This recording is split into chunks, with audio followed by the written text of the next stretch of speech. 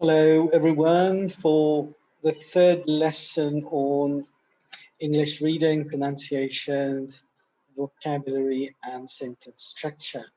So don't forget to watch this video till the end to learn more about different uses of a vocabulary and different sentence structures.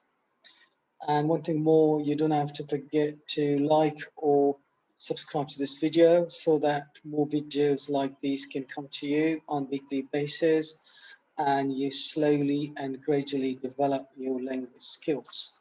So here we start with the reading of a short paragraph, a short extract from the lesson Our Earliest Ancestors. So here we go with the reading first.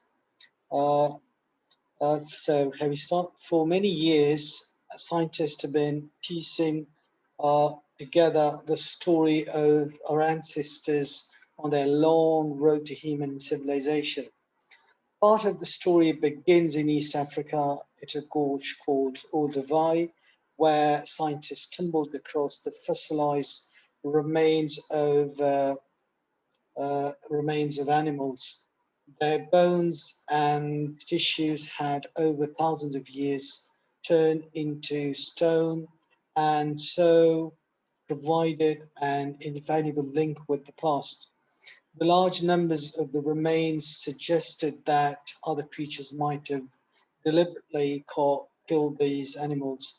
What's more, quantities of strangely shaped stone were found nearby, which could have been crude tools for cutting and slicing meat. Then came other significant discoveries there, the fossilized remains of skulls, not altogether human, but with features markedly similar to those of humans. Such finds, together with the strangely shaped stones, were likely evidence of creatures which were developing a primitive intelligence and not relying just on jaws and teeth to get their food. The next, even so, discoveries such as these were painfully few and slow in coming.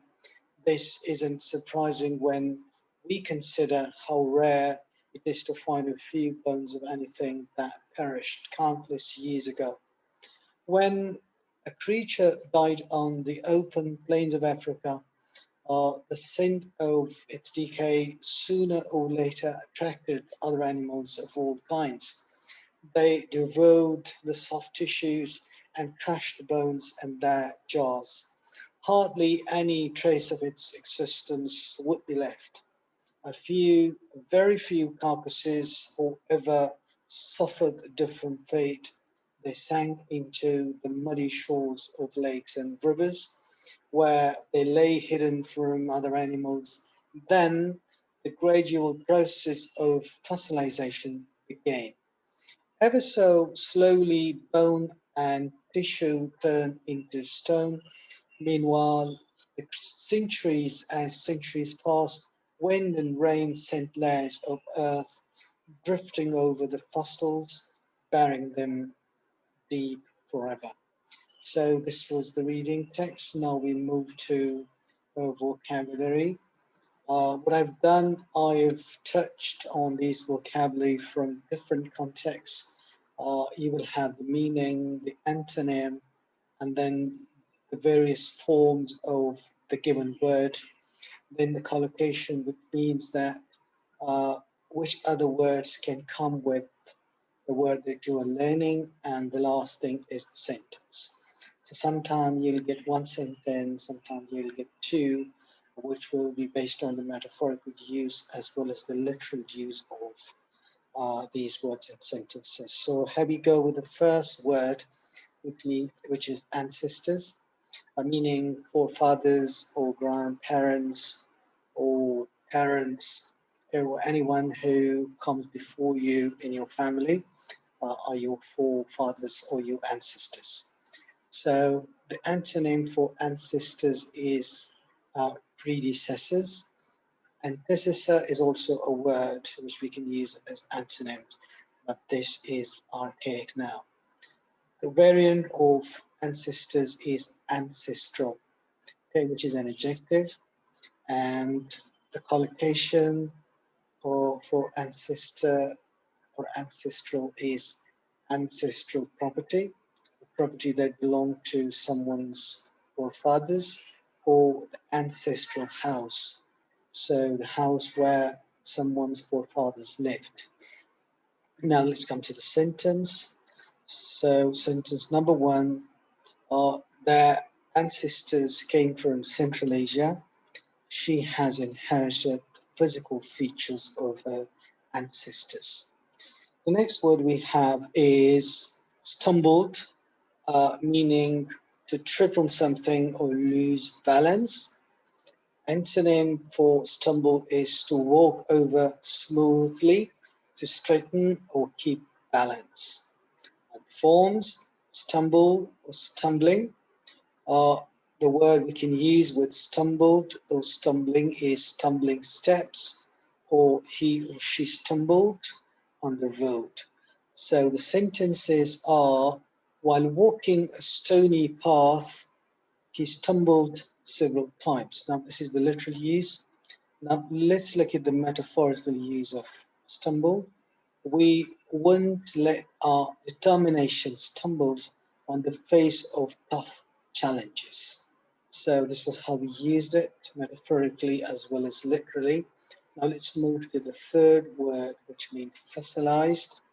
So meaning is hardened, rigid, or petrified. So when something, we see fossilized things, they become stone or anything hardened and rigid, and petrified is the metaphorical meaning of fossilized, like someone who is not moving, terrified, etc. Antonyms is flexible, fresh, or current, and the various forms are fossil or fossilized, and the collocations like fossil fuel, fossilized trees, and the sentences fossilized objects underwater are a great source of energy. Now let's move to the third one, deliberately. Means doing something intentionally or consciously. The antonym is accidentally, as you know this. When something happens accidentally, so your will is not involved in it, and it happens by chance. So variant are deliberate and deliberation.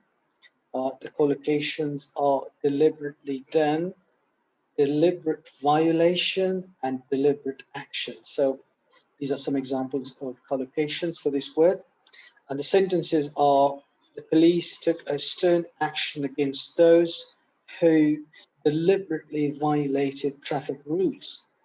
So now we're moving to the next and the last word, perished, which means killed, destroyed, and the antonym or the opposite of perish is survived.